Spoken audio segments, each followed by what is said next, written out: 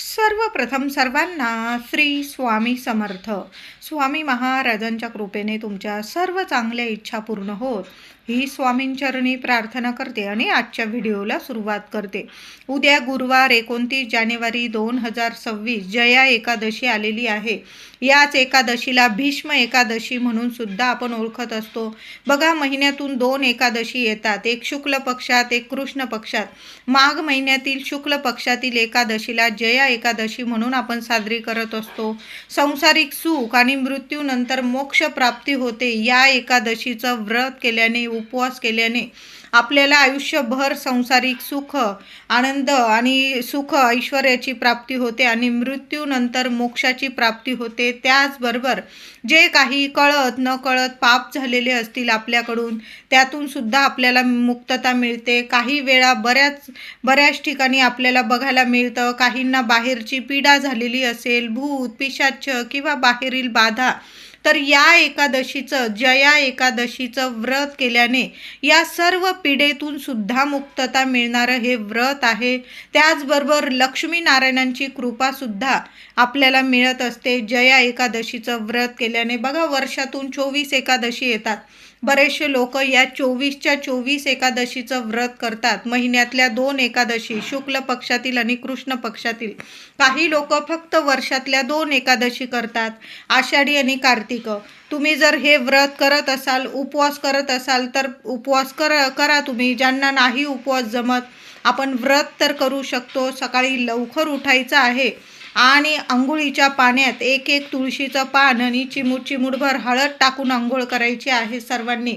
आंघोळीचा हा उपाय सर्वांनी जरूर करायचा आहे. गुरुवार आलेला आहे आणि जया एकादशी, तर एकादशी तिथी प्रारंभ होणार आहे आज 28 जानेवारी बुधवारी संध्याकाळी 4:37 ही जया एकादशी तिथी प्रारंभ होणार आहे आणि 29 जानेवारीला गुरुवारी दुपारी 1:55 ही तिथी समाप्त होणार आहे.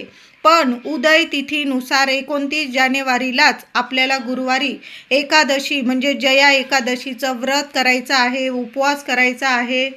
तर उद्या गुरुवार आलेला आहे आणि जया एकादशी, भीष्म एकादशी म्हणून सुद्धा या दिवसाला ओळखलं जातं. सर्वांनी आंघोळीचा उपाय जरूर करा. एक तुळशीचं पान, चिमूटभर हळद, ओम नमो भगवते वासुदेवाय नमः. उद्या दिवस रात्र नाही काही जमत ना, देवांचा मंत्र तर जपू शकतो. लक्ष्मी नारायणांचा मंत्र जपायचा आहे. सोन्यासारखे दिवस येतील. जी काही अडचण असतील आयुष्यात तुमच्या संपून जाईल. जी काही बाधा असेल, पीडा असेल, त्रास असेल, कुणी शत्रू विनाकारण त्रास देत असतील तर संपूर्ण नाश होईल आणि तुम्हाला सर्व सुखांची प्राप्ती होईल. धनधान्य तुमच्या घरात साठेल, बरकत येईल, लक्ष्मी नांदेल तुमच्या घरात. असा हा सोन्यासारखा दिवस आहे. गुरुवार आलेला आहे. महिलांनो, आंघोळीचा उपाय केल्यानंतर घराच्या मुख्य उंबरठ्यावर हळदीचं लेपन करायचं आहे. थोडंसं गोमूत्र आणि त्यात चिमूटभर थोडीशी हळद टाका. पातळ जरी लेपन केलं पण घराच्या मुख्य उंबरठ्यावर हळदीचं लेपन जरूर करायचं आहे. आपण छान हळदी कुंकू वाहून मुख्य उंबरठ्याची पूजा करा. दोन्ही वेळेला झालं तर दोन्ही वेळेला मुख्य दाराशी दिवा लावायचा आहे. उद्या तुळशी मातेची छान पूजा करायची आहे. तुमच्या दारात जर तुळस नसेल तर जया एकादशीचा दिवस आहे, छानसं तुळशीचं रोप लावा. महिलांनो, अजून 2 रोपं लावायची आहे तुम्हाला. त्यामध्ये एक तुळशीचं रोप, त्याचबरोबर एक झेंडूचं, पिवळ्या झेंडूचं किंवा ऑरेंज झेंडूचं रोप छान तुम्ही लावू शकता उद्या. एक आणखीन रोप म्हणजे आवळ्याचं रोप. साक्षात लक्ष्मी नारायण आवळ्याच्या वृक्षामध्ये वास करतात, तर तुम्ही आवळ्याचं रोपसुद्धा तुमच्या दाराशी लावू शकता. अंगणात, खिडकीत खूप सुंदर बघा अनुभव येतील तुम्हाला.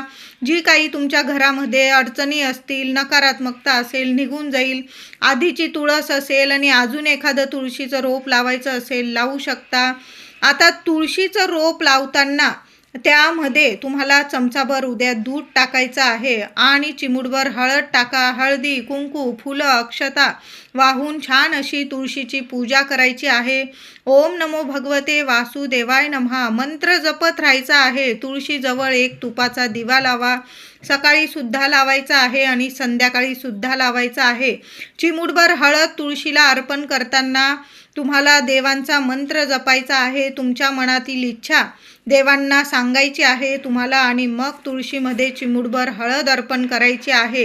जे काही शारीरिक मानसिक व्याधी असतील तुम्हाला मुक्तता मिळेल, मनशांती मिळेल तुम्हाला, असं या व्रताची प्रचिती आहे. म्हणून सर्वांनी जया एकादशीचा उपवास नाही जमत ना, या सेवा तर आपण साध्या सोप्या सेवा तर करू शकतो. देवघरात बाळकृष्णाची मूर्ती सर्वांच्याच घरात असते. बाळकृष्णाच्या मूर्तीवर छान असा पंचामृताने किंवा गाईचं दूध येत असेल तर दुधाने अभिषेक करायचा आहे. आधी स्वच्छ पाण्याने, नंतर पंचामृताने किंवा दुधाने, पुन्हा स्वच्छ पाण्याने. पिवळं आसन असेल तुमच्याकडं, पिवळा कपडा, देवघरात पिवळा कपडा अंथरायचा आहे. नसेल लाल अंथरा, जो असेल स्वच्छ धुवून घ्या आणि छान असं देवांना तांदळाच्या राशीवर किंवा छान असं तुळशीचं आसन करा आणि तुळस अर्पण करायची आहे देवांना. छान अष्टगंधाचा तिलक करायचा आहे. पिवळी फुलं असतील झेंडूची, आवर्जून देवांना, बाळकृष्णाच्या मूर्तीला किंवा विठू माऊली रुक्मिणी मातेची मूर्ती असेल, छान अशी पिवळी फुलं अर्पण करा. चंदनाचं पिवळं चंदन असेल तर पिवळा चंदनाचा किंवा केशर, चंदनामध्ये थोडंसं केशर सानेवर घसून घेतलं, त्याचा तिलक केला देवांना. आणि उरलेला तिलक असेल तर मुलांना लावा थोडासा तिलक, स्वतः कपाळी लावा पुरुष दादांनी. प्रत्येक कामात तुम्ही यशस्वी व्हाल. जेव्हा पण अशा शुभ तिथी येतात ना, देवांना थोडंसं चंदनामध्ये केशर भिजवून घ्यावी, 1-2 धागे, आणि सानेवर नीट घसून देवांना आधी तिलक करावा आणि उरलेला तिलक असेल तो मुलांना लावावा देवांचं नामस्मरण करून आणि स्वतःसुद्धा कपाळी लावावं. बघा, सोन्याचे दिवस येतात म्हणून असा तिलक देवांना लावायचा आहे. उद्या केळीचा नैवेद्य देवांना आवर्जून दाखवा. गुळाचा नैवेद्य, पिवळा धमक गुळाचा नैवेद्य दाखवा. पिवळी मिठाई, अशा पद्धतीने तुम्ही नैवेद्य दाखवू शकता. नाही जमलं काही तर मग केळाचा जरी नैवेद्य दाखवलं आणि केळाचं नैवेद्य तुम्ही प्रसाद म्हणून सर्वांना वाटला. लहान लेकरं असतील, एखाद्या मंदिरात तुम्हाला केळी दान करायची असेल, पिवळी मिठाई दान करायची असेल, नैवेद्य दाखवायचा असेल देवांना, जरूर दाखवा. गोरगरिबांमध्ये केळी दान करता आली तुम्हाला किंवा पिवळी मिठाई दान करता आली, पिवळे वस्त्र दान करता आले तुम्हाला तर आवर्जून करा. खूप सोन्यासारखे अनुभव येतात यामुळे सुद्धा. उद्या तुम्ही स्वतःसुद्धा पिवळ्या रंगाचे कपडे आवर्जून परिधान करा. बघा, गुरुवार आलेला आहे आणि जया एकादशी, खूप सुंदर अनुभव येतील तुम्हाला. मुलं असतील, महिलांनी साडी, पिवळ्या रंगाची साडी आवर्जून परिधान करा. ड्रेस असेल पिवळ्या रंगाचा असेल, धुतलेला असेल स्वच्छ, असं नाही की कोरच वस्त्र परिधान करावं. स्वच्छ धुतलेलं वस्त्र नेसून देवांची सेवा पूजा करावी.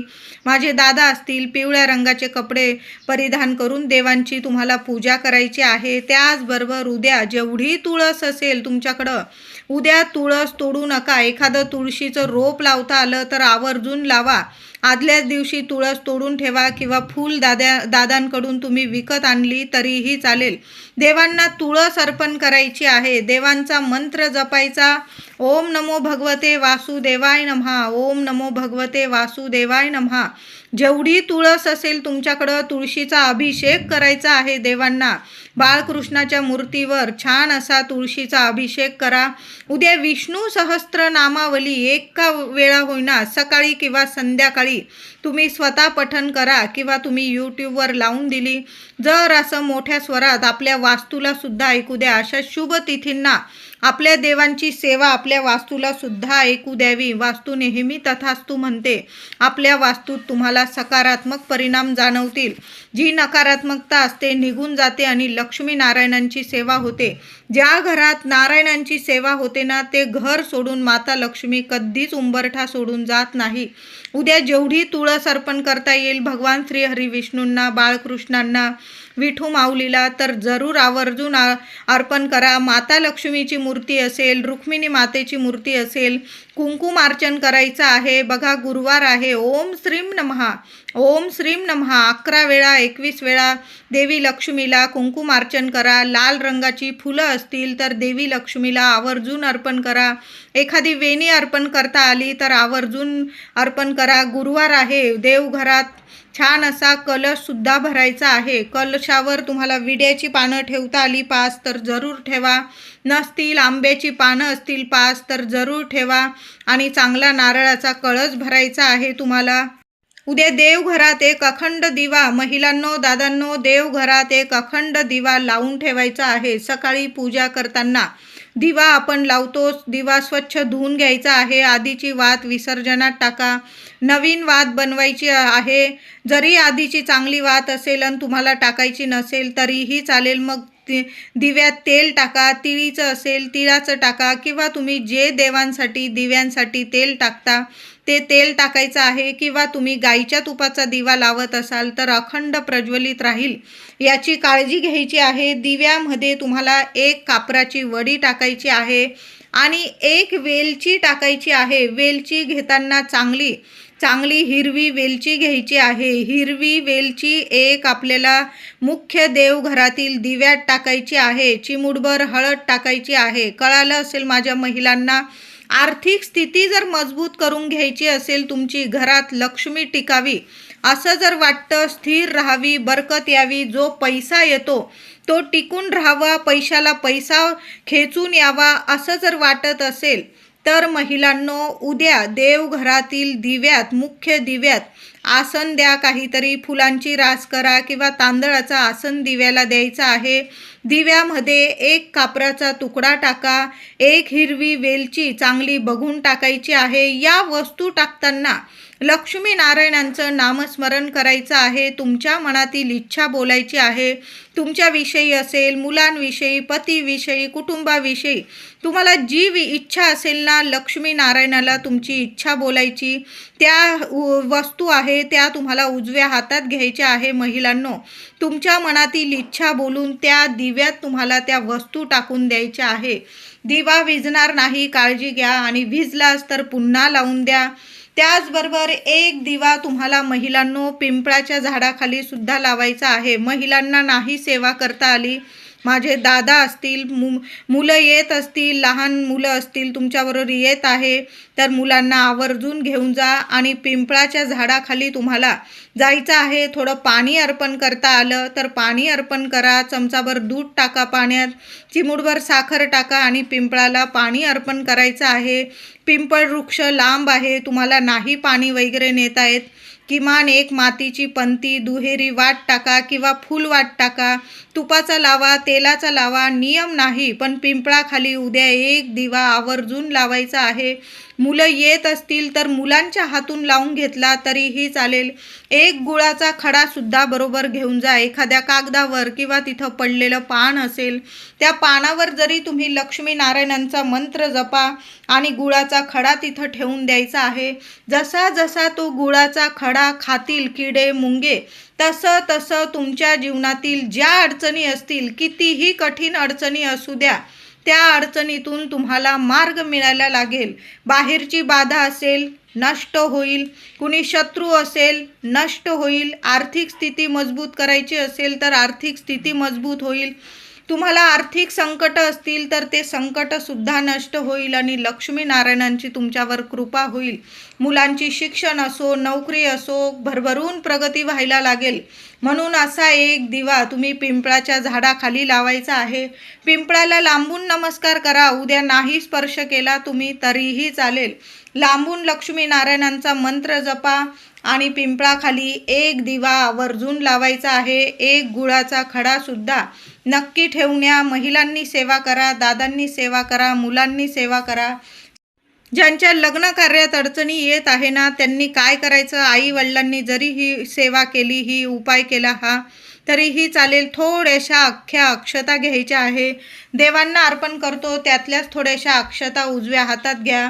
त्यावर थोडीशी हळद टाका. थोड्याशा कोरड्याच हळदीने त्या अक्षता पिवळसर करून घ्यायच्या आहे. उजव्या हातात घ्यायच्या. तुमच्या मुलांविषयी ज्या अडीअडचणी असतील, ज्या समस्या असतील, तुम्हाला ज्या इच्छा आहे मुलांविषयी की माझ्या मुलाचं योग्य ठिकाणी योग्य वधूशी किंवा योग्य वराशी लग्न होऊन जाऊ दे, शुभ कार्य होऊ दे, माझ्या घरात सुखाने नांदू दे, घर गोकुळ होऊ दे, तुमचं अशी म्हणजे इच्छा बोलून त्या अक्षता तुम्हाला लक्ष्मीनारायणांच्या चरणी अर्पण करायच्या आहे. तुमच्या घरात जर विठू माऊलीची, रुक्मिणी मातेची मूर्ती असेल, तिथं चरणाशी अर्पण केल्या तरीही चालेल, किंवा बाळकृष्णाची मूर्ती तर सर्वांकडेच असते. बाळकृष्णांच्या चरणी त्या अक्षता तुमची इच्छा बोलून त्या अर्पण करायच्या आहे. नाही 6 महिन्याच्या आत लग्न जुळलं तर मला बोला. कितीही म्हणजे कुंडलीत वगैरे काही अडीअडचणी असतील, काही वेळा स्थळं येतात, काही ना काही कारणास्तव ते स्थळ आपल्याला नाकारावं लागतं किंवा ते लोक नाकारतात. मग अशा वेळी हा उपाय जया एकादशीला जरूर करा.